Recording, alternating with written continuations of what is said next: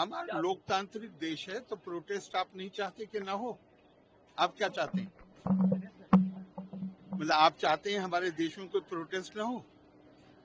अरे भाई, लोकतांत्रिक समाज है, हर किसी को अपनी बात कहने का अधिकार है। मुझसे क्या पूछ रहे हैं आप, वो बताइए। सर आपके हिसाब से सर जो भी संशोधन बिल पेश किया गया और पास किया गया, मैंने शायद पहले ही कह दिया है, जो आपने देखा होगा, कि मैं थोड़े समय के लिए, मेरे पास उत्तर प्रदेश में जब मैं मंत्री था तो वक्फ विभाग भी था जी। सारे मतलब पूरे वक्त उन्हीं लोगों से मिलना होता था जिनके मुकदमे चल रहे थे आपस में, चूंकि प्रॉपर्टी का मामला है और पुराना फैसला है कि वक्फ काहे के लिए है। मैं आपसे पूछ रहा हूँ, वक्फ काहे के लिए? मैं अपनी प्रॉपर्टी को कहता हूं कि ये अब मेरी प्रॉपर्टी नहीं है, ये प्रभु की, अल्लाह की प्रॉपर्टी। तो अल्लाह की प्रॉपर्टी का इस्तेमाल किसके लिए किस कामों के लिए होना चाहिए? आपसे पूछ रहा हूं, किस काम के लिए होना चाहिए? धर्मार्थ के लिए, जन कल्याण के लिए, गरीब आदमी को फायदा पहुंचाने के लिए। पटना में कितने वक्फ हैं? कौन सा वक्फ कौन सा हॉस्पिटल चला रहा है, उसका नाम बताइए। कोई अनाथालय चला रहा है वक्फ, कोई बड़ा अनाथालय।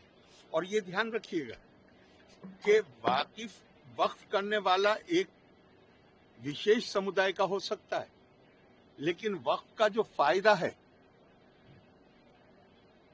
आप कहें तो मैं कुरान की आयत भी कोट कर सकता हूं, इन्नमा सदकातु लिल फुक़राए वल मसाकीन। गरीब कमजोर आदमी के लिए दो शब्द प्रयोग किए गए हैं, फकीर और मिस्कीन। तो जब पूछा गया कि भाई ये दो क्यों है, तो कहा गया फकीर है जो डेस्टिट्यूट है, निर्धन है, मुसलमान, और मिस्कीन है जो गैर मुस्लिम है। दोनों का बराबर का अधिकार। आप मुझे एक बताइए, कोई संस्था, पटना में बहुत वक्फ हैं, ये ध्यान रखिएगा, पर एक संस्था बताइए कोई मुझे जो निर्धन के लिए, गरीब के लिए, कमजोर के लिए काम कर रहा है। क्या हो रहा है वहां पे?